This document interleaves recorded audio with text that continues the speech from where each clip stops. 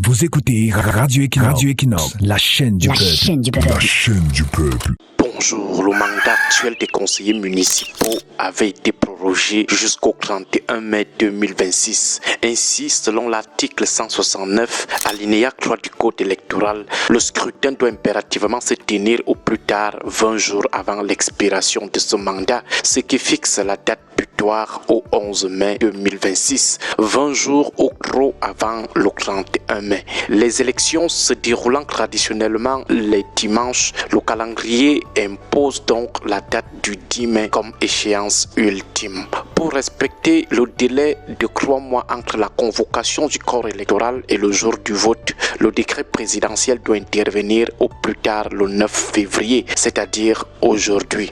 À défaut de cette convocation, la seule alternative restera une nouvelle prorogation des mandats des conseillers municipaux. Le président national du RDPC conserve encore la latitude légale de reporter à nouveau les échéances municipales. Dans la décision du 24 juillet 2024 reportant les élections municipales, les mandats municipaux avaient été prolongés de 15 mois et demi. Maintenant, l'article 170, alinéa 2 du Code électoral, autorisant une prorogation totale pouvant aller jusqu'à 18 mois, il reste donc au patron du RDPC une marge de manœuvre de 2 mois et demi. Ainsi, s'il choisit d'utiliser ces 2 mois et demi, les élections municipales pourraient alors être renvoyées pour se tenir au plus tard au 9 août 2026. Puis des élections des députés. En ce qui concerne les élections législatives, la flexibilité est encore plus grande.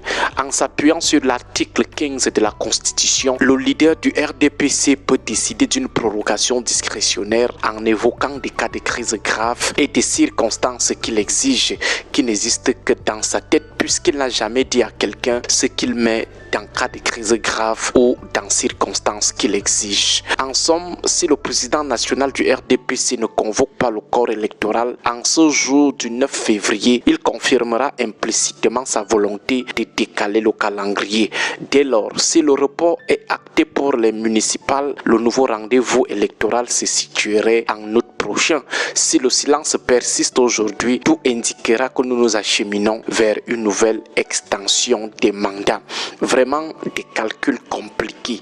La seule chose qui impose tous ces calculs difficiles pour des gens comme nous qui étaient totaux en mathématiques, c'est la confiscation routinière des calendriers des élections par le parti au pouvoir. Lorsque la prorogation devient la règle et le respect des échéances l'exception, c'est la crédibilité même de l'état de droit qui se retrouve en état de décomposition totale. Paul Biya et ses gens démontrent qu'ils administrent leur colonie qu'est le Cameroun comme bon leur semble.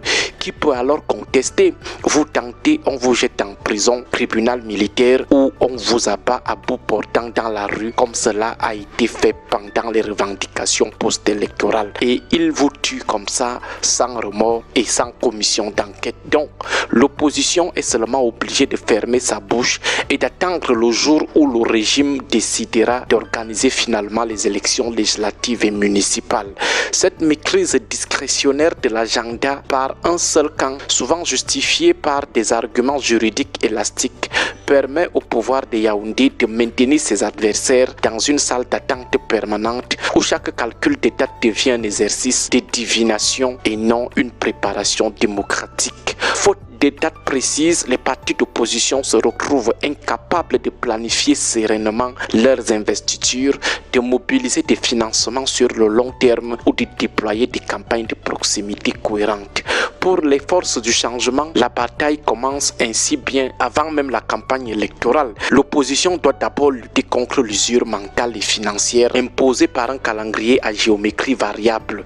Pendant que le parti au pouvoir jouit du confort de l'appareil d'État pour réagir à l'instant T, ses concurrents s'épuisent dans l'attente, contraints de naviguer à vue dans un brouillard dans le cadre de la préparation des élections. Au-delà de la logistique, c'est la sérénité même du processus électoral électoral qui se trouve altéré par cette rétention d'informations autour des dates des élections au Cameroun, en faisant de la convocation du corps électoral un secret d'État jalousement gardé par les seuls gens du RDPC. Le pouvoir ne permet pas à l'opposition de préparer sereinement la compétition. Le jeu politique est ainsi réduit à une course d'obstacles, d'embuscades où l'un des coureurs détient seul le sifflet de départ et la carte du parcours. Cette confiscation du calendrier, couplée aux prorogations successives et abusives, finit par installer un sentiment de lassitude aussi bien chez les électeurs du changement que chez les opposants, verrouillant ainsi le système électoral tout entier. De toutes les façons, qu'est-ce que nous on peut encore dire? Le Cameroun, c'est leur colonie. Nous attendons seulement de voir ce qu'ils décideront d'ici le soir. Agréable semaine à tous. Que Dieu et nos ancêtres continuent de porter leur regard sur nous.